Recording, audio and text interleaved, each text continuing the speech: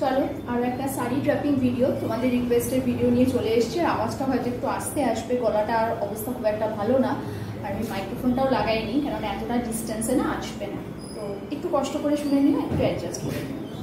তো চলো শুরু করি শাড়ি ড্রাপিং রিকোয়েস্ট ভিডিও। দেখো গুলাবি শাড়ি না, এটা হচ্ছে ইয়েলো একটা শাড়ি। আর এটাকে কি শাড়ি বলে তোমরা জানো? আমার এই মুহূর্তে নামটা ঠিক মনে পড়ছে না। সবসময় একটু কস্টলি শাড়ি পরি, মানে তাসার পরি, পিওর সিল্ক পরি। কস্টলি মিনস যেটা আমি এফোর্ড করতে পারি সেটাই আমার কাছে কস্টলি, একটু ভালো কোয়ালিটি। তো আজকে হ্যাঁ মনে পড়েছে, এটা হচ্ছে নিম জড়ি। Hey guys, good afternoon, welcome to my channel. কেমন আছো তোমরা সবাই? আশা করছি সবাই ভালো আছো, তোমাদের ভালোবাসা আমি তো বেশ ভালো আছি। তো চলো একটা নিম জড়ি শাড়ি নিয়ে চলে এসেছি তোমাদের সামনে। আর এই ব্লাউজটার সাথে এটা কিন্তু কন্ট্রাস্টে, এটা কিন্তু পুরোটা ইয়েলো, আর এটা কিন্তু অরেঞ্জ অ্যান্ড এটা হচ্ছে একটু ওই তুতের রং যেটা বলে আর কি, মানে ওটার কম্বিনেশন আর কি, জারি পার আছে। তো চলো লেটস স্টার্ট। তো দেখো দিয়ে নিলাম পাল্লু। তো পাল্লু দেওয়ার পর যেটা করতে হয় সেটা তো সবাই জানো, তো সেটা করে নিই। তারপর ফাইনালি শাড়িটা পরে ঝটপট চলে আসছি তোমাদের সামনে।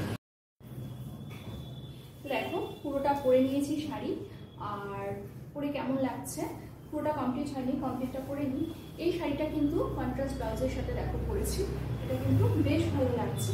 আর কন্ট্রাস্টের শাড়ি পরতে গেলে একটু যেটা দরকার, একটু কনফিডেন্স দরকার। ওই যে আমি সবসময় বলি না, ফ্যাশন আর স্টাইল দুটো আলাদা। স্টাইল হচ্ছে সেটা যেটা তুমি করছো, আর ফ্যাশন হচ্ছে ট্রেন্ড, তাই তো? তো স্টাইল সেটাই যেটা আমি ক্যারি করতে পারি এবং আমি কমফোর্ট ফিল করি। এই দুটো জিনিস কিন্তু স্টাইলের ক্ষেত্রে মাথায় অবশ্যই রাখতে হয়। আমার পাশের বাড়ির বৌদি বা আমার ওপরের ঘরের নানি স্টাইল পরলো যেটা, সেটা যে আমাকে মানাবে এমন কিছু নয়। তো দাদি নানির স্টাইল দেন, তাদের সময় ছিল, সেই স্টাইলও আমরা অনেক সময় করি। তো সেক্ষেত্রে সবটাই মাথায় রাখতে হবে কোনটা আমার কাছে কমফোর্টেবল আর কোনটা আমি ক্যারি করতে পারছি, ঠিক আছে?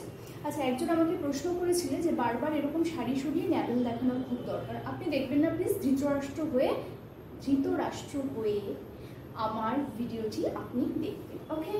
তো দেখো এরকমভাবে শাড়িটা পরেছি, পরে কেমন লাগছে এই ব্লাউজের সাথে। অ্যান্ড আমি শাড়ির ড্র্যাপিং তোমাদের সাথে শেয়ার করি, তোমরা রিকোয়েস্ট করো বলে। এবার আমি ন্যাবেল দেখাই, ক্লিভেজ দেখাই, সেটা যাদের পছন্দ নয় তারা দেখবে না ভাই, যারটা পছন্দ না একটা দেখবে।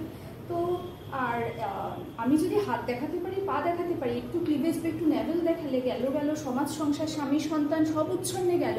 এই মানসিকতা যাদের, তারা প্লিজ আমার ভিডিও থেকে সরে যাবে।